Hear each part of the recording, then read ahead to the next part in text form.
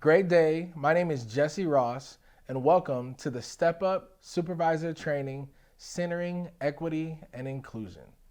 I will be your trainer today, but before we get started, I just wanted to say thank you so much for signing up to make the investment in our young people. If you don't hear thank you enough, I'm just going to keep saying it over and over. Thank you so much. You have no idea how much this means to me personally, but also to the young people from our city. So again, my name is Jesse Ross, and I'm an executive coach and a diversity inclusion leader, and I have teamed up with Step Up in the Step Up Youth Employment Program to bring you this training experience where we are centering humanity, a place where equity and inclusion thrives. Now, in order for us to do this, we have to recognize a couple things. I don't know if you noticed, but I'm an African American man, and I'm a native of Minneapolis, and so therefore I recognize, as many of you, the killings of George Floyd, the killings of Dante Wright, and the countless other black and brown folks that have been murdered here in the Twin Cities, but across our world. Now, in order for us to do this, in order for us to create an experience that is going to be not only amazing, but welcoming, we have to decenter whiteness. We have to recognize where anti-racism can come in play, but also we have to recognize the community traumas that still are at play in our communities. So you may have experienced some of these, you may be currently experiencing some of these, but some of the young people that you're going to engage with, that's what they're dealing with on a daily basis. So in order for this to happen, you're gonna have to be very intentional and deliberate. And this is not gonna happen overnight. This is not gonna happen with one video. You're gonna have to put in some work. So I challenge you and invite you to step into this work with me. So in order for us to dive into this intern relationship and this experience for you as a supervisor, we're gonna have to address what implicit bias is.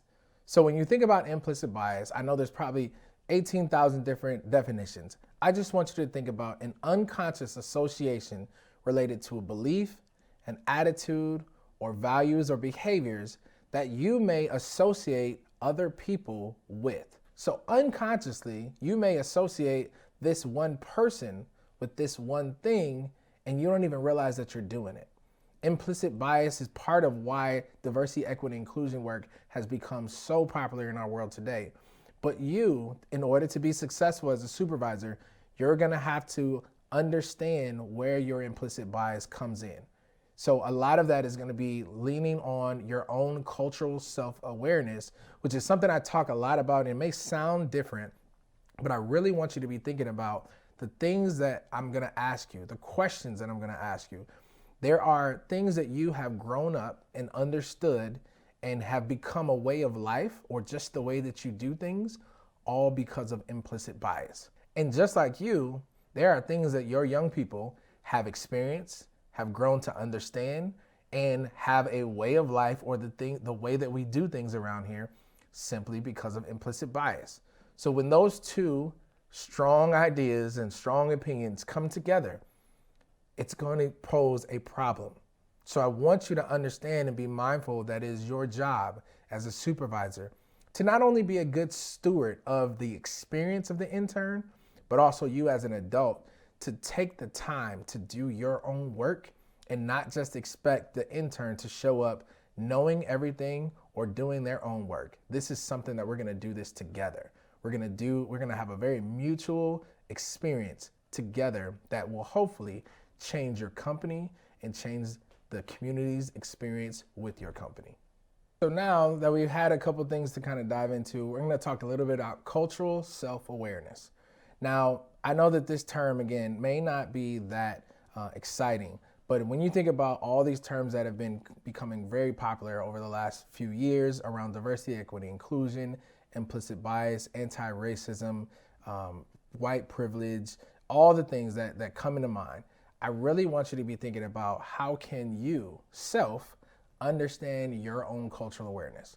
So culture is something that we learn from our own people, right? And so based on where you grew up, based on how you grew up, based on the expectations that were given to you, you all have developed a culture of how you do things. There's a culture in your own neighborhood. There's a culture in your own household. There's also a culture at each and every organization that you work for.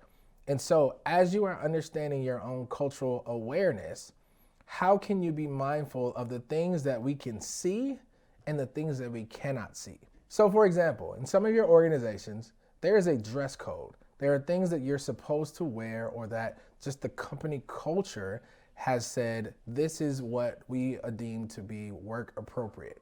And then for some of you, it's very lax, it's very business casual. But underlining that, there are perceptions and beliefs that you have associated with that dress code. So if someone shows up to a banking organization, not in a suit, maybe in jeans, maybe in sandals, some might deem that that dress code or that attire is not professional. And we've all made this up, right? Because of our culture. And then for some organizations, they don't actually care what you wear. And it depends on, it just depends on the organization. And so I want you to be thinking about self. How do you see, value, and view culture? And how big or small is your awareness? Because we have young people coming in simply going off of a lot of different understandings of what culture and what awareness looks like. But these young people are very bright, and they understand when they are being looked at or looked down upon. But also, I just want you to be thinking about your own awareness, because there are opportunities for you to grow. Here's another thing that I want you to be thinking about. Our city, Minneapolis and St. Paul, particularly, has experienced a lot of trauma in the last year or two. So you have young people who are coming to you carrying all of that. And you may be carrying some of that as well. So I want you to be very understanding of not only their life as an intern, but I want you to be understanding of your experiences. You may be on completely different ends of the spectrum, or you may be in alignment with your intern and how they feel. Regardless, it is still your job to be a supervisor and understand how your views, your thoughts, and your opinions can make or break this intern's experience, given how they experience you and how they experience your workplace. I'm not saying you're going to get everything right. I am saying you should do everything to the best of your ability to try to get it right, because what you do now has a lasting effect over the next 5 to 10 to even 20 years. 3 points that I want to make sure that I'm going to wove into what we're talking about. It's the idea of role, goal, soul. So the first thing is your role, right? You are the supervisor. You also have a different role that you play in all areas of your life. So you may have a title. You may serve as a father or as a mother. You may serve as an uncle, an aunt, a community member, an activist, or even other affinity groups. What is your role in creating an internship program or an internship experience that you can be proud of? The second question that I want to ask you is, what is your goal? So we all have some goal that we want to accomplish and that we like to achieve, but also for this summer experience, for this internship, for this intern, you may have a goal of something that you want to accomplish. But my question I'll ask you further is, what will be better or different because you had an intern? What will be better or different because your intern was working with you versus another company? What will be better or different because you and this intern are now building a relationship and that will last for a lifetime? And the last question I ask is a little weird, but just run with me for a second. I like to ask people, how is your soul? Now, this is really in alignment with the people work, but also the work that you should be doing this summer that should be in alignment with your values and the intern's values. So this is going to make you go a little bit deeper, and I'm going to challenge you to share a little bit about your own core values. And if you haven't really thought about those for a while, but think about them before your intern gets there. And then I want you to ask your intern, what are their core values? And throughout the experience, I want you to spend time thinking about how the projects, how the assignments, how your conversations, how the introductions are in alignment with your values and your intern's values. As you're thinking about diving into this summer and your experience with your intern, are you able to create a relationship, a co-working relationship, but also a personal relationship that gets you to the point where you all can share different aspects of your life, different aspects of work, and things that you can be very transparent about? My mother used to say all the time, people are important, so they should be important to you. So therefore, I took that and kind of ran with it, and I let people know that no matter what your experience is with me, whether it's 5 minutes, it's for this training, or it's for 5 years, 5 months, no matter what it is, I always want people to feel like their experience with me was important, they felt valued, and that they can hopefully have a long-lasting relationship, whether we talk on a regular or every now and then we just kind of communicate. So as you're thinking about building your relationship with your intern, are you able to communicate what your core values are? Are you able to identify some goals that you want to accomplish, but something that will be better or different because of the relationship that you all established? And also thinking about what is your role in creating this intern experience that they can be proud of, that you can be proud of, and ultimately that will live for years to come. All right, so now we have to foster some understanding of the life of an intern. So for you as a supervisor, you may have had interns before and you may not have. You may have had interns that are like these young people that you are getting, and also you may have had completely different interns. No matter the case, you have to understand the life of what an intern is going through or experiencing. So because we live in the Twin Cities and we have these young people coming from all over, you may experience people who have different cultural beliefs than you. You may experience different economic levels, understandings of transportation, some drive, some don't. All of these things are going to come into play where it may take you back to when you were their age, or you may have completely different lived experiences. One of the things that you can do to make your intern have an amazing experience is create a welcoming environment. So sometimes this doesn't just mean having some things laid out on the desk or in their workspace, or providing, the computer or the necessary things that they need to do their job, but be someone that they look forward to connecting with. They're already going into this very intimidated. They may have some reservations or some hesitations, or just plain out fear of doing the job that they have signed up for, they've been selected to. And so create a welcoming environment, something that they can feel comfortable, that they can feel like they can connect with you and do whatever else is need to be done. The second thing I would say is be willing to teach. So they are coming with some type of skills that you are going to have to discover, but also you're going to have to be willing to teach them some things that may sound or feel remedial, that may feel like they should know this by now. But listen, everybody does not have the same experience as you or as other interns.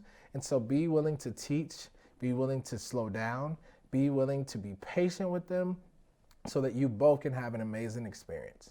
The next thing I think would be helpful is set regular check-ins.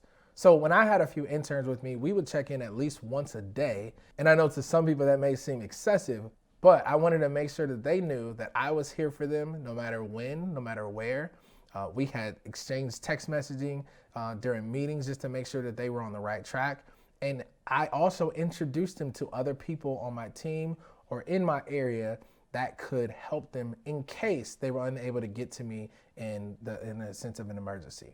You want to be willing to teach and help them and ask questions. The last thing I would say is be a mentor. Now, I know some of you signed up and, for various reasons, but these young people are so bright, they're so amazing, and they are ready to learn. And so we need you to be a mentor. What does that mean? Sometimes you're gonna have to say some things to them that will be tough, but most times you're gonna do everything that you need in order for them to be successful. So that might mean you need to take a little bit more time than you normally would. That might mean you need to ask more questions. That might mean you need to meet their parents. That might mean you need to introduce them and take them out to lunch. All the things that you would have wanted someone to do for you. But most importantly, being a mentor means that you give time, you give your energy, and you give everything that you have to make their experience an amazing experience. I know those are a few things that, and there's probably more coming to your mind, but I really want you to dive in and take this seriously because our interns, they're so ready and they've been dealing with so many things this summer. I really want you to dive into this full-fledged and invest in your intern. Now, some of these things I just mentioned are going to be laid out in your step-up orientation videos and handbook. So I'm going to make sure to remind you to refer back to those for more information. But just for reiteration, Step Up suggests that you should create a welcoming environment, be a mentor, and establish regular check-ins to make the experience successful. One thing that you may not know about me is I actually had 2 interns that I worked with while working for an organization. And so one of the best experiences I ever had while working with these 2 were our daily check-ins. And so it taught me a lot.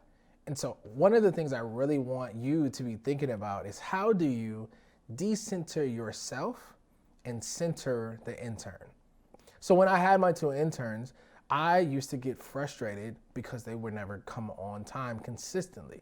Now, it had nothing to do with them, but it had everything to do with me and how I subconsciously or unconsciously would think about how I related timeliness to professionalism. So as you are decentering yourself and centering your intern, there may be some issues that come up that aren't actually issues, but it just is a cultural thing. Sometimes young people struggle with being on time. Sometimes adults struggle with being on time. But our concepts of what professionalism, I want you to really understand and maybe decenter that and really get at the heart of what your purpose is for. So yes, you want to teach them. Yes, you want to model appropriate behavior, but there may be some complications at home that don't allow your intern to get to the office or to check in at the time that you would like them to. So how do we mitigate this? We have conversations, we communicate, we get to know them better. We also have to deconstruct our ideal of professionalism because we have years ahead of these interns and they're coming, some of them literally are coming straight from home, straight from school, fresh off the streets, whatever that may be. And I want you to create, again, a welcoming environment for them. But I also want you to understand how whiteness, how United States Western culture has influenced not only professionalism, but our ideology around language and grammar and vocabulary. Now, language is very important, very consistent, something that allows us to create community. It allows us to communicate with each other, but it also is something that we can use and have used historically to break down and tear down individuals inside these organizations. So your intern may come to you and not have the best language and the best grammar. That's okay. It's your job as the mentor, as the supervisor, to help them and to also accept them for who they are and provide, again, a warm, welcoming space for them to thrive and succeed. And one of the last things I want to encourage you to do is, as it pertains to the words and the terms diversity, equity, and inclusion, can you define those?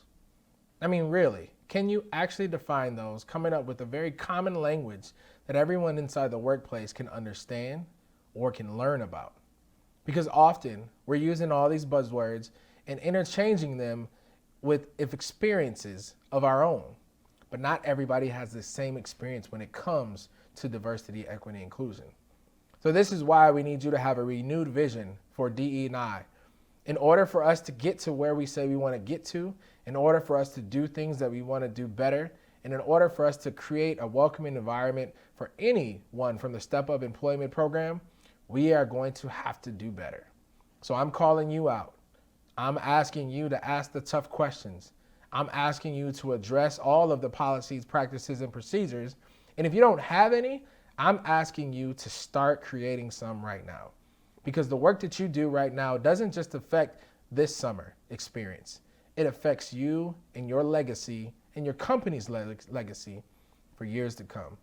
So when thinking about this renewed vision for diversity, equity, and inclusion, I want you to really analyze where you are. So when we're thinking about the intercultural development continuum and the intercultural development inventory, they talk about the different stages that we all are on as it pertains to getting from monoculture mindset to intercultural mindset. As we dive into this and we understand where we are, that's the first step. You have to become aware. You have to recognize what are the patterns or relationships to where you land as it pertains to cultural competency. And then as it pertains to diversity, equity, inclusion, those go hand in hand. So the first step is awareness. The second step is now that you know, how are you going to exercise or relate all of your experiences to where you want to be. So this renewed vision of diversity, equity, and inclusion has to consist of you doing some work. I know. You're going to have to do some work. So think about this. You've gotten this far for this long doing everything that you have been doing, right? And what has that got you? You could be very successful. You could be in this place where you're very satisfied or even content. But as it pertains to the things that are happening in this world, as it pertains to the success and failure of Black and brown folks inside the workplaces, we still have a long way to go. So in order for us to make this work, I'm going to need you to make this work personal. So what does that look like? As it pertains to the policies, the practices, and the procedures that you have inside your organization, are you asking questions about them? Are you trying to figure out why they were created? Whose intent were they created for? And then what are the things that we can do to make this place, your workplace, a better place for all individuals, just not for some? Are you asking tough questions around the way that we do things? Because culture, we know, permeates in every work. Culture, as we know, permeates in every workplace. But if we're not asking the questions about why is it that we do these things and other people don't do these things, or why people don't feel welcomed and involved, why it's hard for us to retain talent or even attract talent based on the dynamics of our workplace, if we're not asking those questions and you don't have a renewed sense of diversity, equity, and inclusion, you're perfectly fine with doing things the way that you have been. So sometimes we have to be aware of the things that happen inside the work setting. So if we together are going to center humanity and center equity and inclusion, then we have to recognize where white supremacy culture has permeated the way that we do things. One of the ways that white supremacy culture has come in and where diversity, equity, and inclusion meets that is understanding perfectionism. So what does this mean? When you are making sure that getting things right or getting things perfect is more important than the lessons and the progress that is created. So how do we combat this? By creating a learning environment where people are free to make mistakes. They're free to grow. There's opportunities for learning how to do things a little bit better, but it's not focusing on getting it right. It's focusing on the process and how do we grow and get better over time. Are there ways that you can develop a culture where people are appreciated? Are there ways that you can develop a culture where people feel like they are able to make mistakes, they're able to grow from those mistakes, and they won't be fired or reprimanded or ridiculed simply because they did not get something perfect? Another way that white supremacy shows up in work culture is when we're talking about the quantity over quality. So we have seen where the quantity, the number, things that can be measured has been more important than the quality of what is at stake. So think about relationships. Think about the relationships that you may have with the coworkers, you may have with producing whatever needs to be produced. And I understand that the bottom lines are always important, but in quantity over quality, we forget that the deeper we go, the wider we can actually expand. The way that we can combat this is by understanding that if we recognize that quality is more important than quantity, then we're going to have to recognize where we are measuring, how we are measuring, and create some boundaries, but also create some processes that allow for things to not be measured only by quantity. What are the ways that you can recognize when we're getting off track, but also there are things that might not necessarily need to be measured, but the process, the engagement, and the learning environment is more important than just the quantity of what was measured or what was the desired result. I know that there's a lot that we could cover, and I want you to go back and maybe review some of these things. But if you don't hear anything that I've said before, I really want you to concentrate on those three things: the role, the goal, and the soul. What is your role in creating an internship experience that you can be proud of? What will be better or different because you have this intern? And also, what are the core values of your company and of your personal life that you can share to create an amazing experience with your intern. Now, on a personal note, I love deeply the city of Minneapolis, and I love all the young people that have signed up for this program. Even though I may not even know them, maybe you not know them either. I have been dedicated to spending my life understanding the ins and outs of how professionalism works, the ins and outs of companies and organizations, but also trying to navigate these waters so that we, and I say we as in me and you, can go alongside these young people and create an amazing experience and create a legacy that they can not only step into, but they can create for themselves. So I'm challenging you to take this, to do it very seriously, and to do it wholeheartedly. And hopefully you will have a wonderful, amazing experience with your intern as you are a supervisor. Thank you again, and I'm so excited to be able to walk alongside you for this one experience, but also for more experiences to come. Hope you have a wonderful summer.